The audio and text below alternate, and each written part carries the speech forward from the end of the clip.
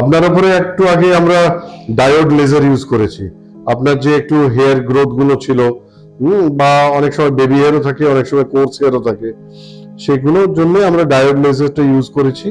Diode লেজারের সেশনটা আপনি আজকে first session হলো, আমরা সেকেন্ড সেশন করব আফটার 21 ডেজ, মানে আবার ফ্রেশ গ্রোথ যখন আসবে তখন করব আমরা। হ্যাঁ, এই যে লেজারটা বেসিক্যালি কি হয়, লেজার বিমটা এই হেয়ারের যে ব্ল্যাক পোর্শন শ্যাফট, সেইটা ধরে রুট পর্যন্ত পৌঁছে ওটাকে ইনঅ্যাক্টিভ করে। ওকে, সেই জন্য একটা জিনিস খেয়াল রাখবেন, কোনোদিন লেজার সেশন যখন চলবে তখন ভ্যাকসিন করবেন না কিংবা থ্রেডিং করবেন না।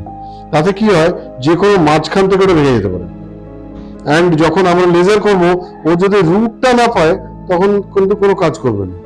তো আমরা আপনাকে আগে কি করলাম, একটু শেভ করে নেওয়া হলো, করে তারপর লেজার বিমটা দেওয়া হলো। অ্যান্ড কোনো রকম কোনো ইরিটেশন ফিল করেছেন আপনি? একটু হালকা হিট থাকে, আদারওয়াইজ কিচ্ছু হয় না। যত স্কিন ফেয়ার হয় আর যত হেয়ার ডার্ক এবং মোটা হয়, তাতে কিন্তু লেজার সবচেয়ে ভালো কাজ করে।